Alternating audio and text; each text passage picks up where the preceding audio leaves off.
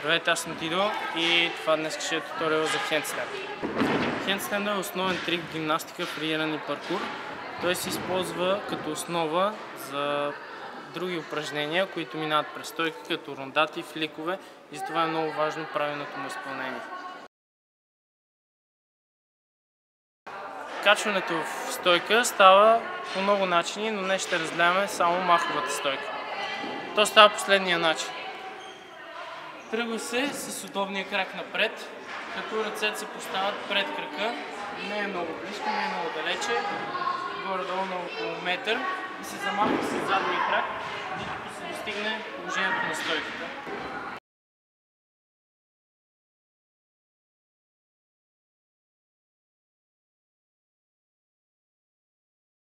За начало е по-добре да задържите поне 30 секунди хендстенда с помощта на стена, която ще ви служи за опора.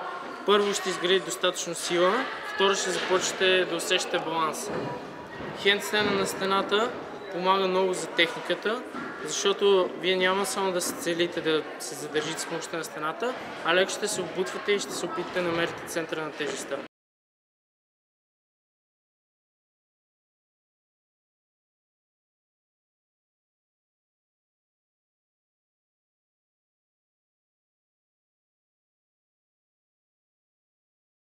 Много е важно да поставите ръцете си в хендстенда на нужната ширина, която е около ширината на раменете.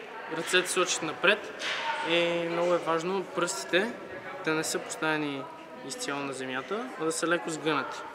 Защото така контролирате своята стойка, като ако залитате напред, може да натиснете с пръстите и да останете на стойка вместо да паднете. Контрола става чрез натискане от пръстите и бланта. Ръцете са абсолютно пънати и кръстът е стегнат, както и краката.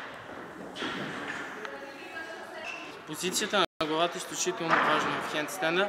Тя погледа насочен между ръцете и помага много за формата на хендстенда. Истинският хендстенд и правилния е тялото да е абсолютно право като дъска.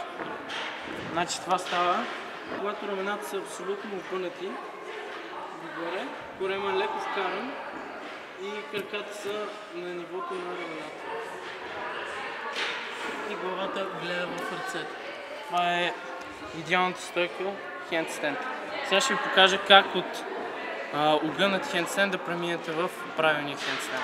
От огънат хендстенд, който съм взел в момента, изправям на последния начин, краката се събират, отиват леко назад, ръцете натискат и се изпълнят до края.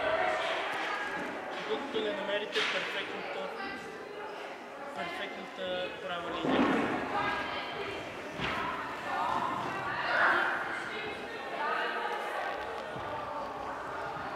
За да правите добър хендстенд, трябва да имате нужната физическа подготовка, затова е добре да правите лицеви опори, всякакъв вид набирания и много важно също да имате гъвкави ramена. Упражненията за гъвкавост на рамена представляват следното. Има много вариации, аз ще ви покажа най-основните. Хващате някакъв предмет и започвате да натискате надолу.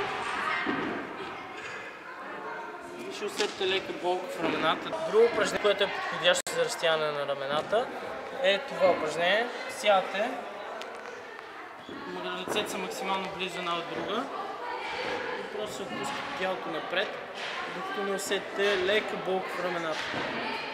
Важно за хендстенда е рамената да са абсолютно прави, като ако сте с по-дървени рамена, ще ви е по-трудно и ще използвате повече сила, отколкото тех. Въпреки че хендстенда е едно от основните упражнения, за него трябва да загреете добре преди да пробвате. Дори вече да сте го научили, загрявката е абсолютно задължителна. Може да се получите различни контузии в китките, в кръста при неправилен хендстенд, но ако не бързате, възможността за контузия намалява драстично. Това беше хендстенд туториала за днес. Очаквайте за напред планч туториал, хендстенд лифтинг, което представлява различни повдигания до стойка, както и други туториали за салта и валтове. Мерси и чао!